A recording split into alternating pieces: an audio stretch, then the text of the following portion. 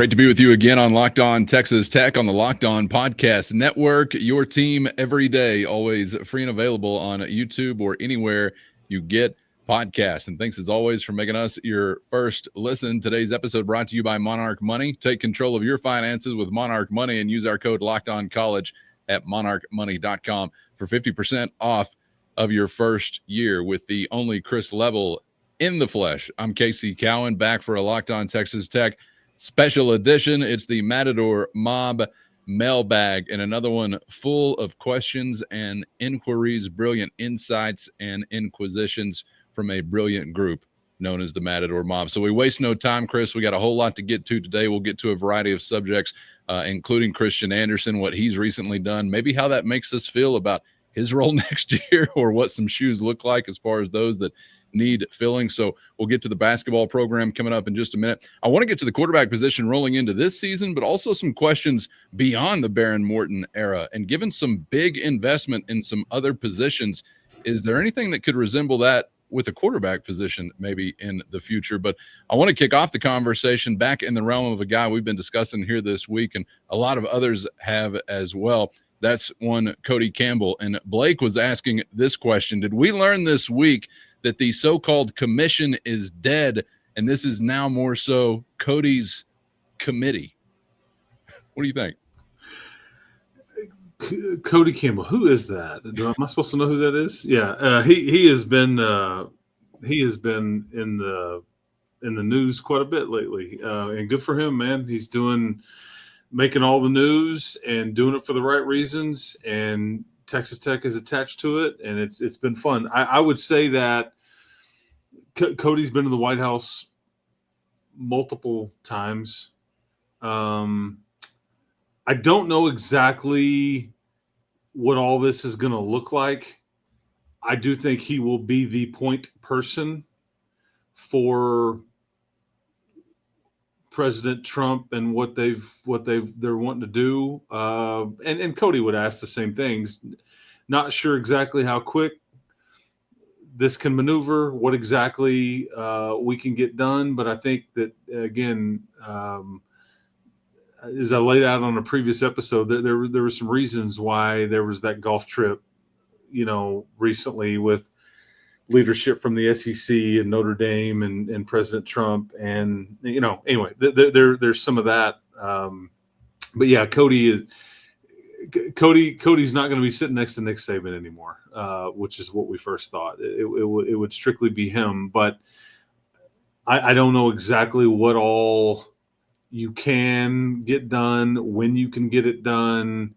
I don't know if we know Cody's ideas, and I think he's got great ideas, and it's for the greater good. I mean, he's gone out of his way to really talk about the Olympic farm system and how that's a good thing, and how his idea would help colleges across the country because they don't have to cut some of these teams, and all these things. And I know you and I are sitting here really worried about Tech football and Tech basketball and Tech softball and a few other things. But I do think his heart's in the right place. But yeah, he'll be the point person. I just don't know exactly what all that looks like. And I'm not sure he does either. He was quoted multiple times in his appearances in media days saying, "I thought I knew how Washington worked, and it may be worse than as far as timetable and how long it takes." And again, there's a lot going on in the world too. So it's not just this, but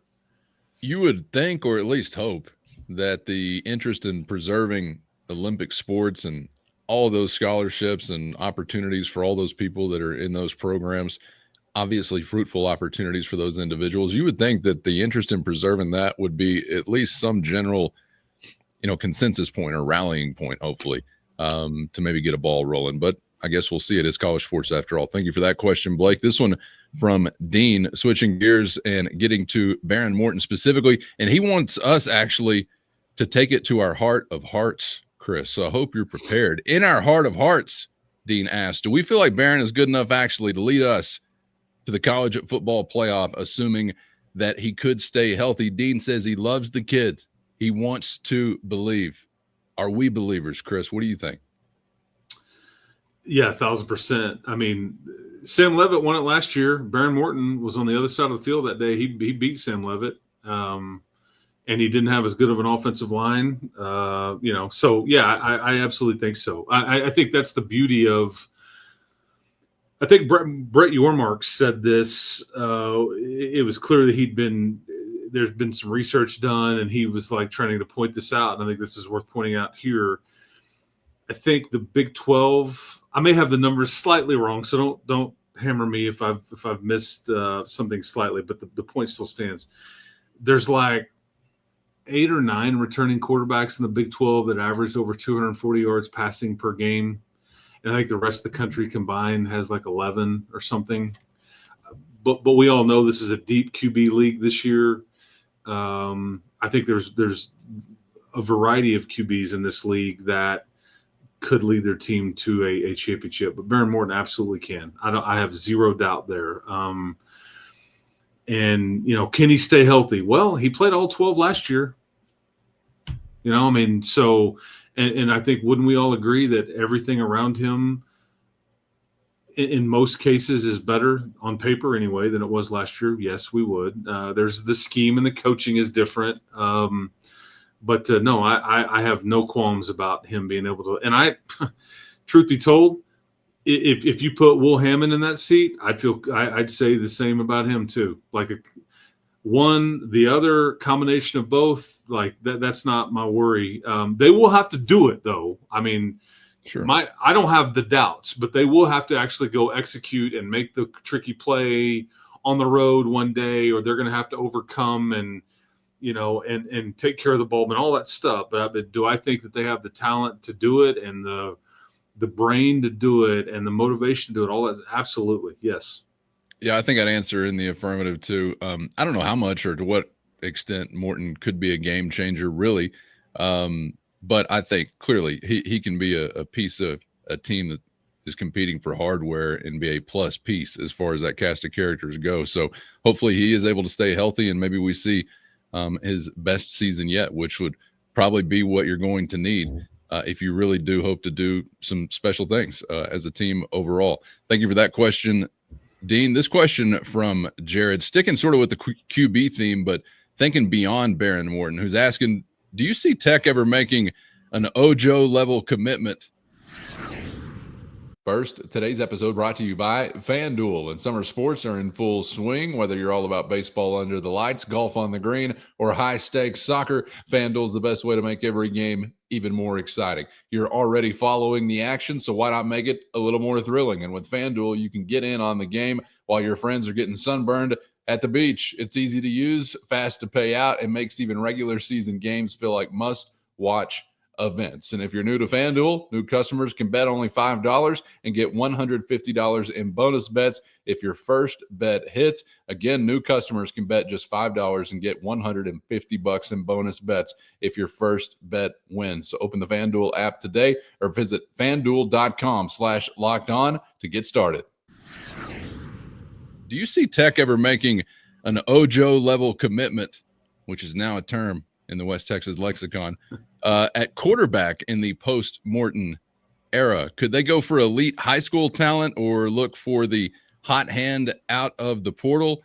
As this era has been ushered in, Chris, you've sort of had plans in place for the most part with that spot, I guess. We haven't really seen like some full-blown open market shopping with the QB yet, I don't think.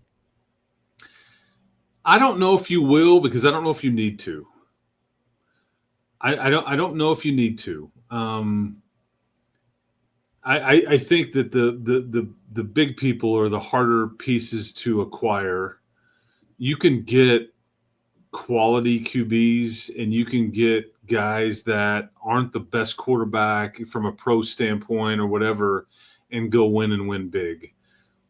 I don't know if you can necessarily do this with not enough quality big people. That makes sense. You're prioritizing dollars. You're saving in the right places and spending in the right places. And I want to make sure that I'm clear here. I do think you're setting aside significant dollars toward these positions, but that may be more about, hey, we're going to allocate to retain you as opposed to like offering to go get this or that out there on the open market. I think they've got them. These are all going to be homegrown kids. I mean, you've got Barron. Mitch Griffiths is the outlier, but he's an insurance policy, really. But you've got Barron, you've got Will Hammond, you've got Lloyd Jones, you've got the Cannon kid committed. And so if you do this right, you won't necessarily have to go that route. But I just think that the bigger people are the harder ones to acquire, and there's fewer of those, and that helps you crack the code. Yeah.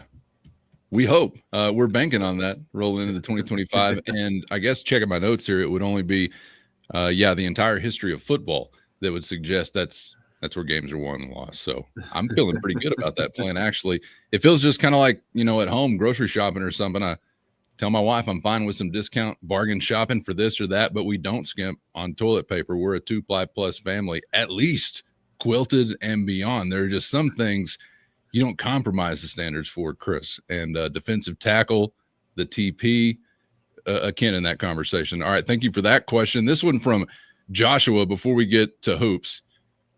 Do we know if the 3 players on the preseason all-defensive side of things from the Big 12 Conference, is that the largest number we've seen from Tech on that side? Do you remember a year that would compare or go beyond that? Man, it has to be. I'm just trying to think of some of your draft picks. Was Tyree Wilson even a preseason All Big 12 guy, or was he like a second teamer? I'm not sure. I kind of feel like, Chris, that you've had to have had 2 before, but not 3. You also probably never had 4. and when's the last time you had 0 on the offense? Yeah, to pair with that was kind of a strange scene. Mm-hmm. Yeah, that's right. And I don't, I could make arguments for several different guys, but that's why it's just pretty clear here that you're no guaranteed favorite. You're not the front runner. There's plenty of talent and challengers in this league because, and again, I never got an answer back from the Big 12 Conference on who participated in this, how they got to participate, all that stuff. So I would keep that in the back of your mind as well.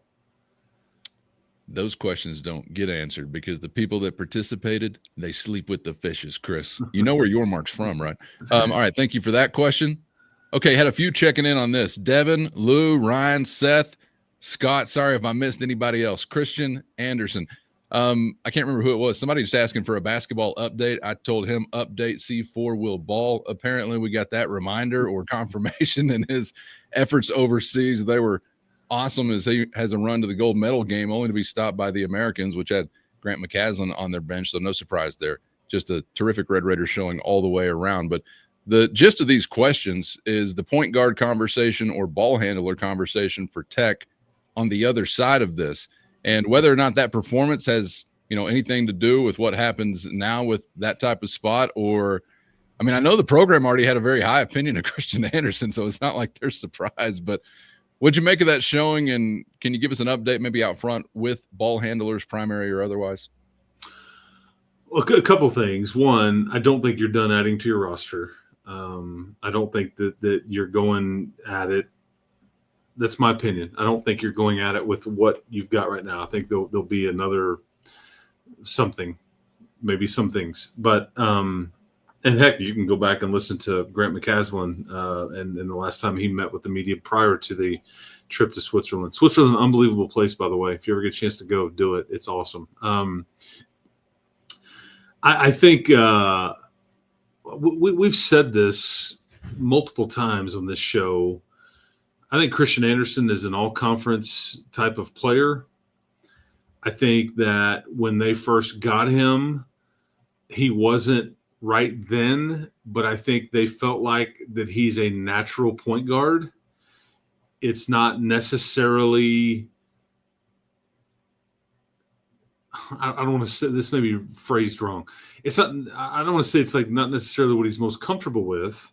I think he's just so good as a combo guard, and we saw these things that I think you're hesitant if you're Grant to go, okay, this is what you're going to do, and then he didn't get to do the other thing. We've kind of touched on that too, but Yeah, is handling the ball, facilitating, making plays, just being a hooper.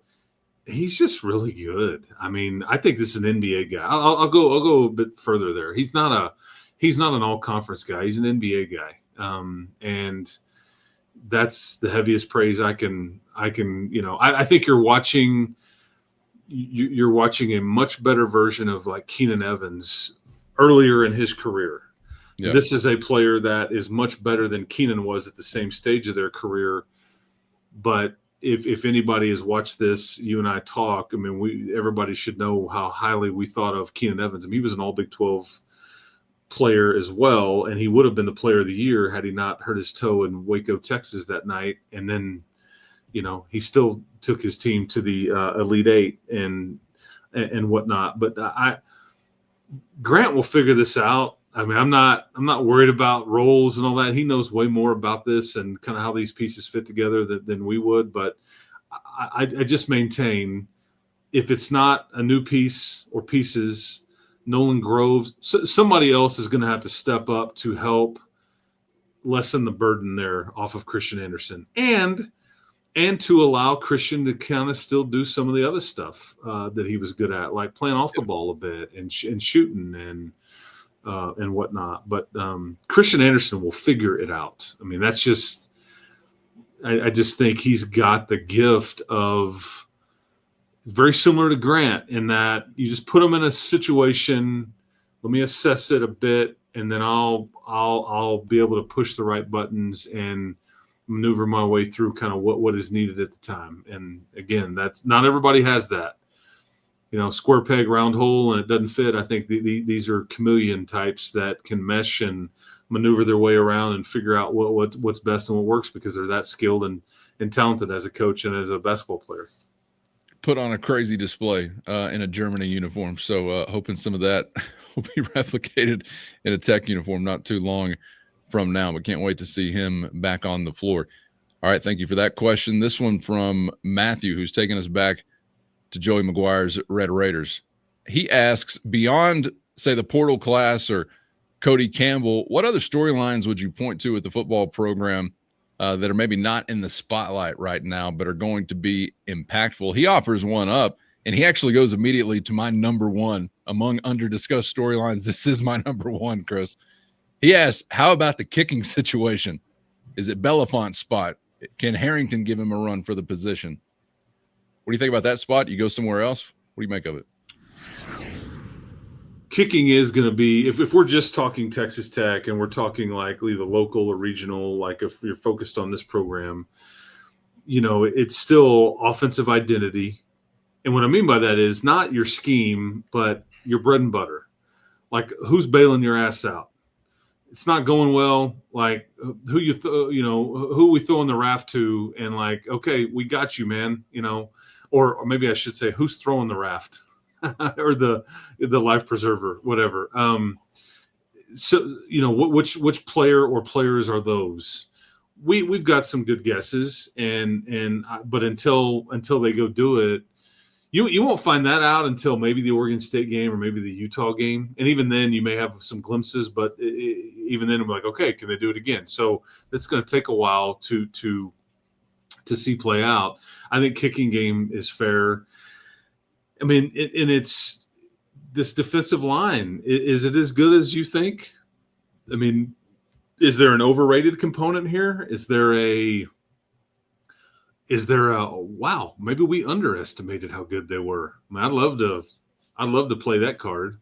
I think that is, we go into these seasons with things in our back pocket on things that we think we know, and we're just certain about it. We just know this is what's happening. And I think that's one of those, but is it? I mean, that's a fair question to ask. I think people too forget,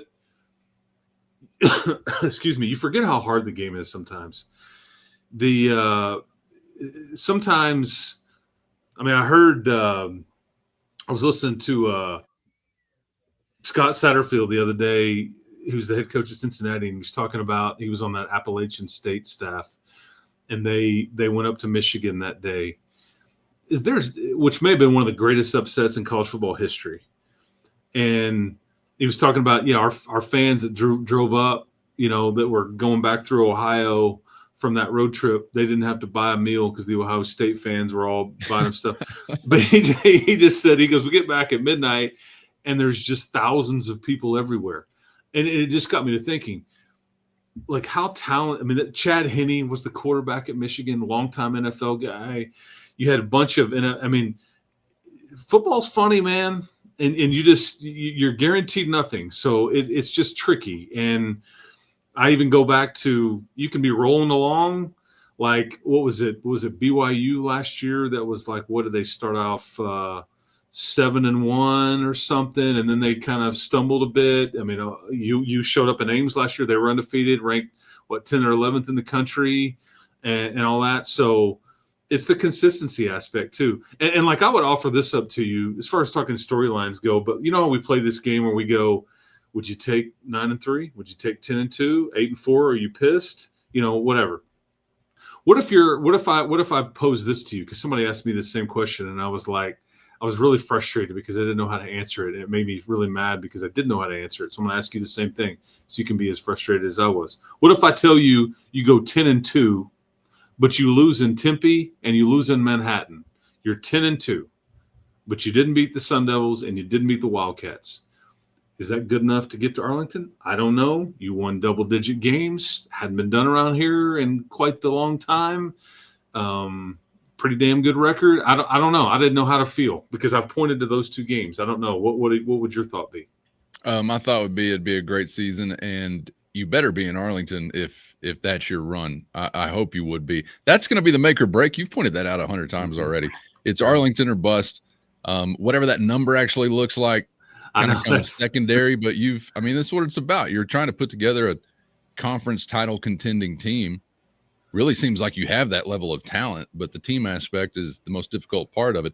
You look at 350 pounds on paper, you love that, but what's the grade on this old boy's ability to respond to weekly adversity?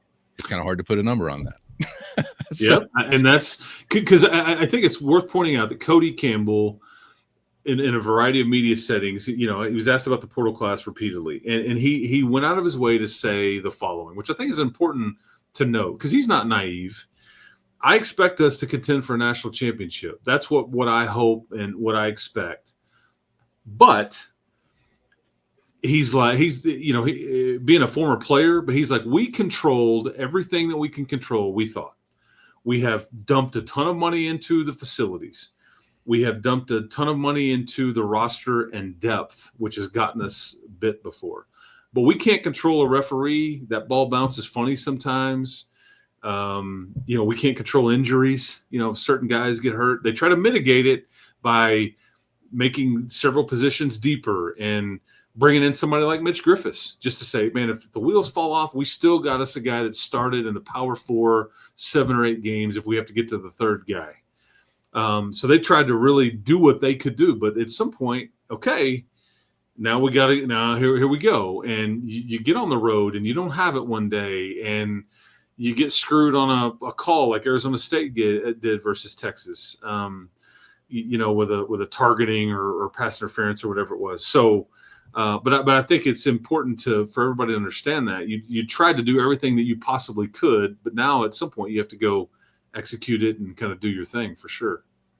Yeah, much, much easier said than done whenever it comes to fitting all these shiny and large pieces now that you've got into place to make up that kind of year. But I really think, Chris, if you're a double-digit winner, it's going to be hard to turn your nose up at that kind of season. Historically for Texas Tech, those are few and far between, and I'll be bitterly frustrated if that doesn't lead to an appearance in Arlington, but I would expect that to come with one of those. And that's really kind of where my line for living up to, or maybe not quite living up to that potential, is sort of drawn. And it's just an imaginary podcast line. So your line can be wherever you want it to be out there, agree or disagree. Thank you for that question. John asking about this question. And wasn't BYU, weren't they a double-digit win team? They would have been the exception there last year. I think And they were a I double think they digit. took the biggest hosing in the nation, Yeah. playoff-wise. Yep. We're talking about Miami, we're talking about SM. Give me a break.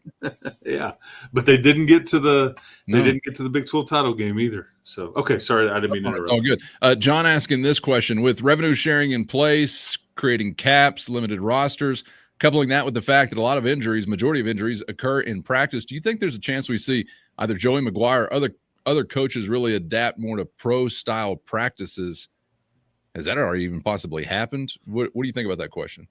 Okay, so a couple things here. That's not.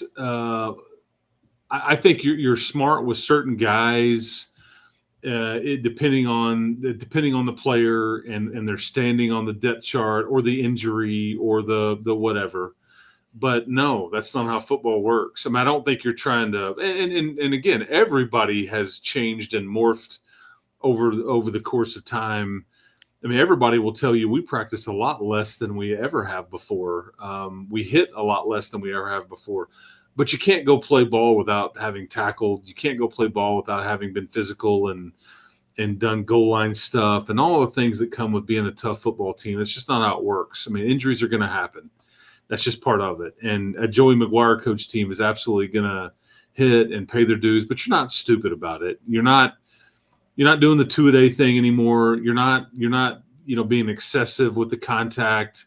You're being smart with holding a guy out. And this is the beauty of what you've added with the depth, because I think that's maybe an under talked about storyline with your team is that you've got enough depth where there shouldn't be drop off in some cases. And we're sitting here having to squint really hard to be like, okay, what's the player or the group that, man, if they just got hammered with injuries, that you'd just be screwed. And you have to look much harder than ever before, because that's what they addressed in the portal with age and experience and production and all those things. They really tried to throw a lot at these things. And there's still a ton of youth on this team that were highly recruited that are ready to kind of step in and all that stuff. So I think your depth is certainly, but you're gonna be physical. You just have to be.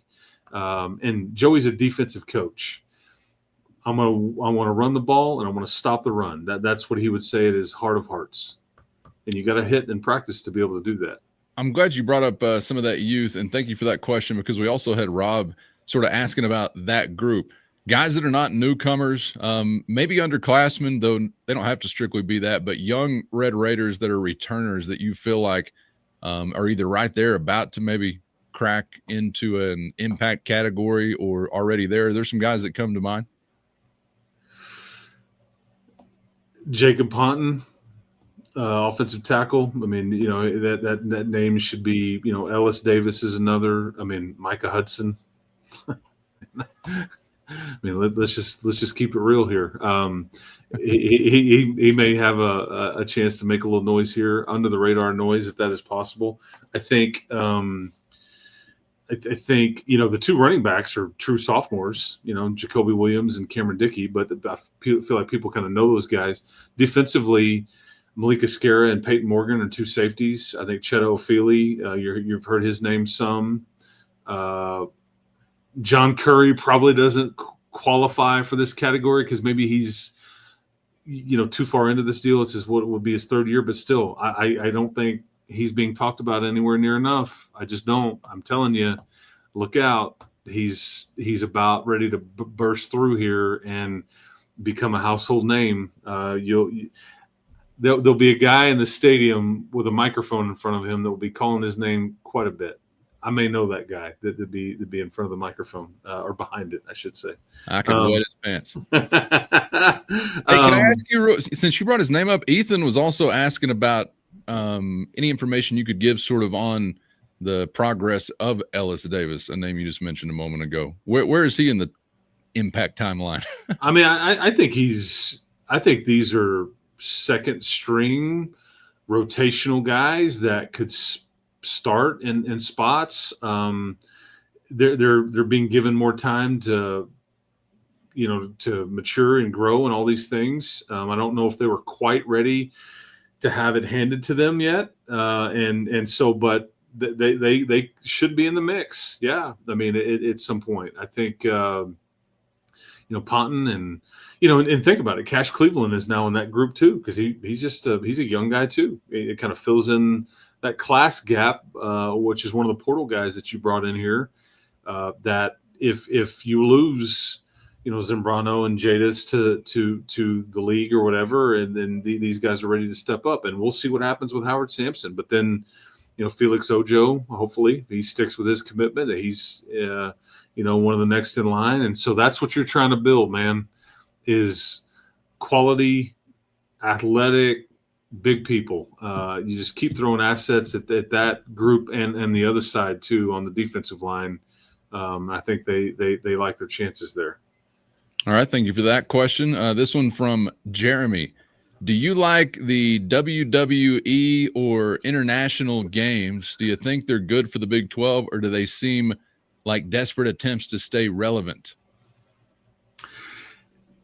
Okay, so these are different things, right? Yeah, okay. So the WWE partnership, this is Brett Yormark this is a bit outside the box. I think that he's pointed out that the rub that they get when they hand out the belt, or they have somebody at the title game, or they have somebody at media days or whatever. I think that I don't know what this is costing. I really don't know how this works, but I just think that the rub there, I don't know what the negatives would be. It's not like you're paying big dollars to be. I just think it's kind of like a collaborative effort to kind of stay and tap into a different kind of audience. I think it was definitely more outside the box. We're going to do these wrestling shows used to be on Fox. Now it's, I think, on the USA Network on Friday nights, but they've tag teamed it with a home game, with whatever, and they're doing the show on the Friday night before it. Again, he's in the entertainment industry. This was the NBA guy. This was the NASCAR guy. This was the guy that he knows Vegas. So there's nothing more glitz and glamour and pomp and circumstance than the WWE. I mean, there's just not. They make it's a giant company based solely on glitz and glamour. Woo! I mean, and ironically enough, your head coach loves it. He grew up with it in the Metroplex. He loved the Von Erichs and the Freebirds and the Sportatorium. I've talked to him about it on his coach's show 1,000,000 times. If people ask him questions about it, he lights up when you start talking about wrestling and all that stuff. So I get a total kick out of the whole thing. That's my opinion on that deal. I don't know what the negative would be. Some may view it as, this is JV, this is hokey. What are we doing here? This seems forced. He's trying to think outside the box, trying to increase your audience and all that stuff. It's marketing. It's what it is. The international games, again, it's revenue. They had an opportunity. Some schools were presented with it, and I think they've tried to tap into it because I think it's more revenue for those schools and for the league. I think they felt like it was a niche. And I will say this. I hate that this game is a conference game that they're about to go do. That I don't know how I would feel about it if I was Texas Tech and you were going to participate in this game. And imagine Tech and Baylor going to play in Dublin, Ireland in a month. Yeah. I don't know. And TCU's doing this next year. TCU gave up their home game against North Carolina next year. So you're going to have these Big 12 teams going in back-to-back years to go play over in Ireland for a paycheck and all that stuff. So I'm a bit mixed. It's great when it's somebody else, I guess, but I wouldn't like it if it was me doing it. No, I don't care either way. I guess it's dependent upon the program deciding what the dollar amount is that's tolerable. So that's up to them. And but because you didn't even like it when Tech and Baylor were playing in Arlington. No, I just hate taking games off of campuses. I don't know why in all due respect to Arlington's local economy, I don't know why they need our dollars necessarily, but that's just my thought, especially conference games, because I feel like there's so much more riding on those, at least maybe used to. Yeah. Now you think about a bigger picture, but I don't know. I just don't like it. And I really feel like from the Big 12 standpoint, I just don't get it. I guess I don't understand the money, but if there's money that makes sense to those programs to want to go play baseball in Mexico City, good luck, I guess. I don't care about college sports fans in Mexico or in Ireland or really, anywhere outside of the US of A, and specifically here in the great state. So I just like to keep it here. And I don't feel like the Big 12 has conquered all American territory. So at the end of the day, I just kind of wonder, what's the rub on devoting energy to this? So I don't know. Desperate attempt to stay relevant. I'm not so sure about that, but I think maybe a guy from outside the industry stretching a little too far to reinvent a wheel that doesn't need reinventing. I don't know. Maybe I could identify more with that thought. The WWE thing, I think you nailed it. It's more so the perspective of it being hokey or corny, it's professional wrestling. I just don't think it's a big deal one way or another. So I don't care. Nobody's going to remember what professional wrestler was involved or the belts they give at the time. So who cares? Try it if you want, try it if you don't. But I just think it's a non-factor. But the international thing I'm still interested in because they're not letting it die. They have come back to it. And I guess some of the money. And I'm really talking more so, Chris, about the Big 12 international, not just the Ireland game or some of these. I got you. Yeah. The concerted effort for the conference to take over the Netherlands or whatever we were going to do. Yeah. Well, there's clearly some data he's leaning on, but he's trying to make this thing more global. I think that may be the NBA in him a little bit, as the NBA's really tried to branch out, and if there's revenue to be made, if we can take it where else and generate more or whatever. So from that standpoint, I think he's doing his job. I think that he's been tasked with that. Selfishly, I would just say it's great when it's somebody else. Sure. And if you want to talk about taking a Texas Tech football game to Ireland or wherever, if it wasn't your home game, at that point I'd be like, okay, cool. Sure. That's fine. If somebody else wants to give up their home game, but yeah, if it was like what TCU did next year, and I think Kansas State did it this year. This is supposed to be Kansas State's home game. I just, I don't know how the PR part of that would go, and I'd love to know the dollars, or if I'm a fan, I'd be like, okay, what are we getting to do with those dollars that y'all are making? Are you going to go buy a defensive end now? Are you going to go? Do we just add it more onto your contract? Okay. No, not the contract. No, let's stop at your first. I like that. How about a trip to Timbuktu if it gets us a shutdown corner? I'm okay with that. It's the Shutdown Corner Football Drive, brought to you from Tokyo. Hey, we've been there before. Wilder things have happened, I suppose, but we'll see. Thank you for that question. All right, we'll stay rolling here. Next question from Justin. What's the likelihood of other 5 stars possibly joining the Red Raiders besides Ojo? Could we even talk one more or possibly multiple? But to hear the answer to that one, you'll need to be a Matador Mob insider. So hit the show notes and find a link to a free 14-day trial. For those on the outside, this is where we leave you. So make sure you're subscribed on YouTube or anywhere you get podcasts so you never miss a thing. And become a Matador Mobster today for less than a cup of coffee a month so you can get the full Mailbag experience next week.